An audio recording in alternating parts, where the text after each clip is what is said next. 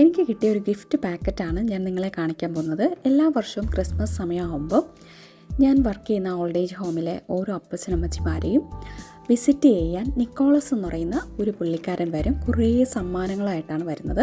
അതിലൊരു ഗിഫ്റ്റ് പാക്കറ്റാണ് എനിക്ക് കിട്ടിയത്. എനിക്ക് കിട്ടിയതല്ല, ഇത് എൻ്റെ ഒരു ബെവോണറിന് കിട്ടിയതാണ്. ബെവോണർ എനിക്കത് പൊട്ടിക്കാതെ തന്നെ എനിക്ക് തന്നു, എന്നെ എടുത്തോളാൻ പറഞ്ഞു.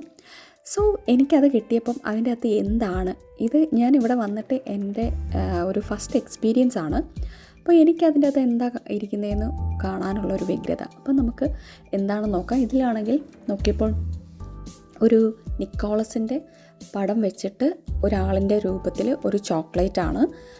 അതുപോലെ തന്നെ ആപ്പിൾ ഉണ്ടായിരുന്നു, ഓറഞ്ച് ഉണ്ടായിരുന്നു, പിന്നെ ഒരു ലവ് ഷേപ്പിൽ ഒരു കേക്ക് ഉണ്ടായിരുന്നു. അതുപോലെ തന്നെ കുറേ കപ്പലണ്ടി ഉണ്ടായിരുന്നു. ഈ സാധനങ്ങളെല്ലാം വളരെ ഫ്രഷാണ്. നമ്മുടെ നാട്ടിൽ ക്രിസ്മസ് സാന്താക്ലോസ് വന്നിട്ട് ഓരോരുത്തർക്കും ചോക്ലേറ്റ്സും ചെറിയ ഗിഫ്റ്റുകളൊക്കെ കൊടുക്കുന്നത് പോലെയാണ്.